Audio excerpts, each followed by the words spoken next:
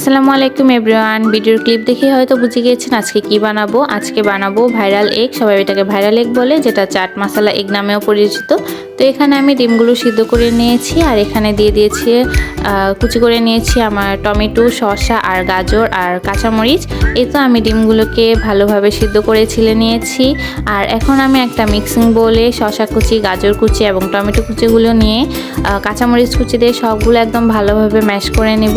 টমেটোটাকে একদম ভালোভাবে মিক্স করতে হবে, টমেটোটা যাতে একদম গলে যায় এরকমভাবে মিক্স করতে হবে, বেশি দানা দানা রাখা যাবে না। আপনারা চাইলে আরও কুচি করতে পারেন।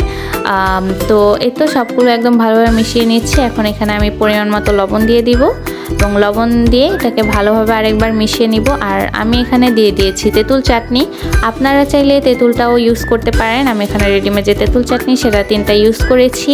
আর তারপর আমি দিয়ে দিব টমেটো কেচাপ। আপনারা চাইলে টমেটো সসটা না দিলেও পারেন, স্কিপ করলেও পারেন, কিন্তু টমেটো সসটা দিলে বেশি মজা হয়। আর এখানে আমি দিয়ে দিয়েছি চাট মশলা। তো চাট মশলাটা হচ্ছে ম্যাজিক মশলাটা আপনারা দিতে পারেন, তো আমার কাছে ছিল না তাই আমি নুডলসের মশলা দিয়েছি।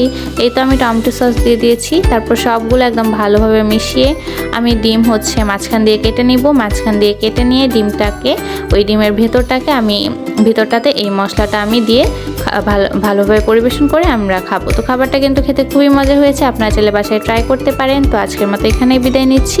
আশা করি আপনাদের কাছে ভিডিওটি ভালো লেগেছে। তো আজকের মতো এখানেই বিদায় নিচ্ছি। সবাই ভালো থাকবেন আর আমাদের চ্যানেলটিকে সাবস্ক্রাইব করে দিবেন।